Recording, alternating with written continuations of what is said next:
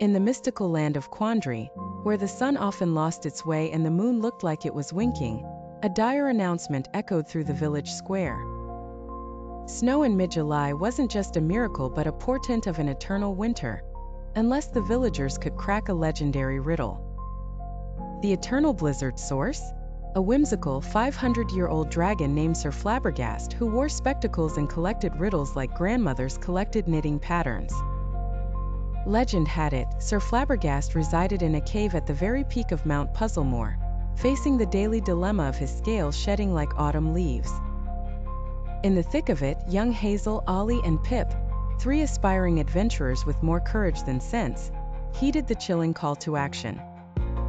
They packed essentials, biscuits, an old map, and a dubious sense of direction, and set forth unaware of Sir Flabbergast's notorious fondness for befuddlement.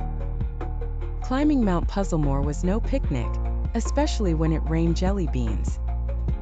But after sidestepping confectionery chaos and a questionable yogurt river, they arrived at the dragon's cave. There they found Sir Flabbergast reclining on a hammock made of cobwebs, engrossed in reading riddles for dummies. "Ah, visitors!" exclaimed Sir Flabbergast, adjusting his glittery spectacles.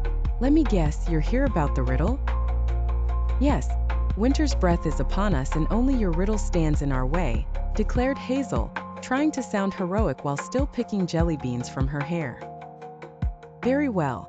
But mind you, my riddles are tougher than ogre toenails," Sir Flabbergast warned. "Here's the riddle. I speak without a mouth and hear without ears. I have no body but I come alive with the wind. What am I?"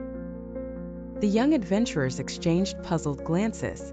Ollie, the self-declared wise one, squinted at the dragon like he was deciphering ancient runes. Sir Flabbergast chuckled and leaned back. "That's right, ponder away." Hazel, determined and slightly annoyed by Ollie's squinting, took charge. "An echo! It's an echo!" Sir Flabbergast beamed. "Correct. You're sharper than I imagined. But there's more to it, my young friends. To truly unlock the power to end the winter, you each must face your own personal riddle." Pip, the group's officially unofficial worrywart, trembled like a leaf. "Me first?" "Indeed. What has keys but can't open locks?" the dragon asked. Pip racked his brain and his knees knocked. "A piano?" Sir Flabbergast frowned dramatically, but then his eyes twinkled. "Correct. Not bad, young one." "And now Ollie." Ollie tried to look unperturbed. "What comes once in a minute, twice in a moment, but never in 1,000 years?" Sir Flabbergast asked, rolling each word like a fine caramel. Ollie scratched his head. "The letter'm?" The dragon's dramatic frown returned, only to light up again. "Correct." "Last but not least, Hazel.